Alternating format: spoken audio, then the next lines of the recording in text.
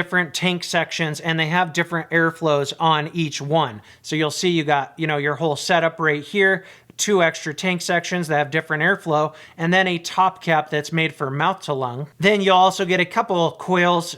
These ones have an inner diameter of 2.5 millimeters. I have one of these set up for mouth to lung. You could use these for restricted direct lung, but for the DTL one, I'm going to use a bigger 3 millimeter inner diameter coil. And then you get one of these little jigs. I'll show you what that's for here in a bit. Some extra seals and O-rings, screws, and a little blue screwdriver. Okay, so here is your RTA. Now, 24 millimeters in diameter. There's what the base looks like. It says created by El Mono Vapeador. Gold-plated protruding 510 pin. This is the frosted gray version. It looks like a sandblasted stainless steel. You got your airflow right there, and you can adjust it like so. It does not have hard stops. The way to line that up so you know where it's at is these 3 lines. So, when it's centered over the center line there, you know that your airflow is wide open, and then you can close it off one way or the other way if you'd like. 4.5 ml capacity inside this thing. To fill it, it's like a quarter turn. You pull it up like so, and then you fill up right inside there. And this one comes with a shorty 810 drip tip, as you can see, but in MTL mode, you have one of these guys that has a 510 drip tip on it.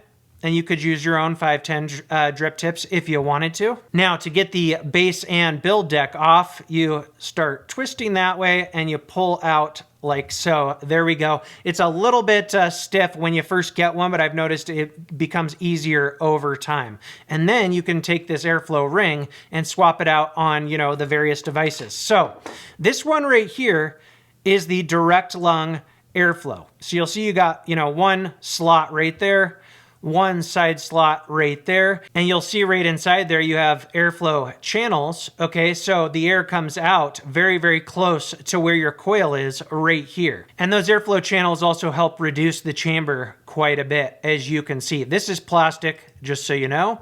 Now, let's take a look at the next tank section. Come on, guy, focus. This one is the restricted direct lung hit. You got 2 holes inside there, as you can see.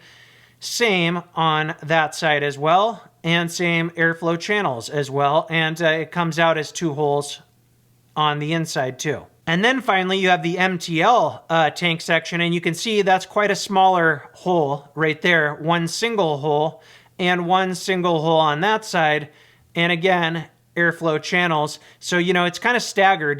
This is hitting the coil kind of offset right here. This is hitting the coil on the other side, offset right here. We've seen, some RDAs and stuff like this in the past where you have airflow channels that look somewhat similar to this. Cool design though, I like it.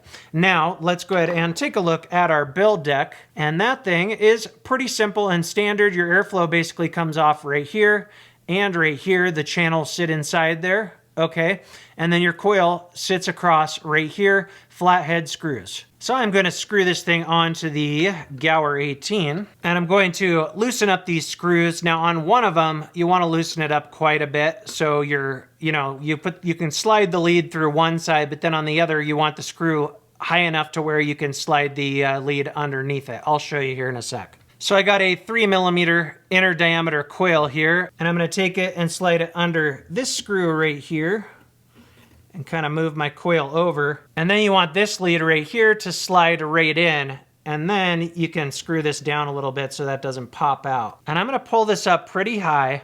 Then I'm going to screw one down and the other one down.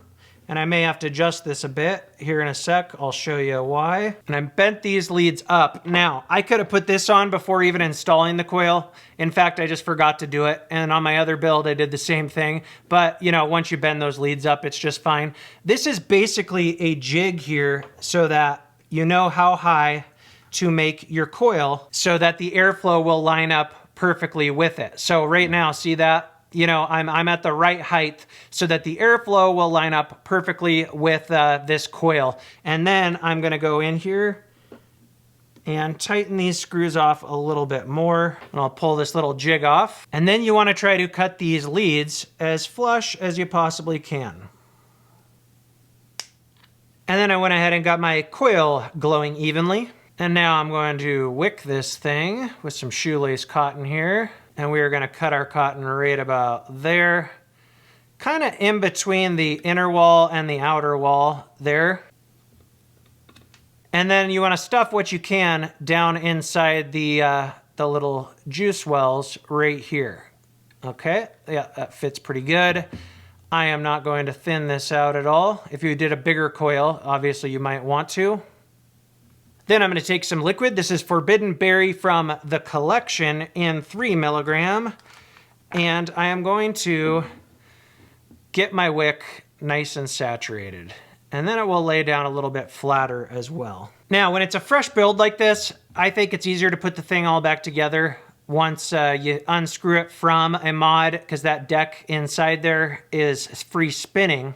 And also, before I put this back together, the liquid comes out right here. So you got like these juice ports that travel down, and then the liquid comes out right there, and then, you know, connects to where your wick slots are. So remember, you got the airflow ports right there, and the juice ports right there and right there. And then, oh, whoops, we got to take our airflow ring.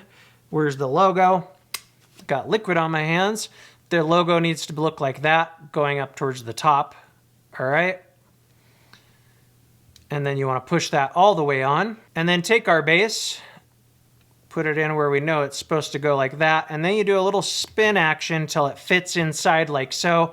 And then you do like a quarter turn, and that tightens it off. So now it's all put together and we're good to go. And we're going to take it and put it back on the Gower 18 here. And now let's fill it on up, 4.5 mLs. And then we'll put our cap back on, wait for it to catch. Twist it on like so. And there we are. Very, very nice looking with the Gower 18 as well. All Vandy Vape setup. Here's a look at it in MTL mode.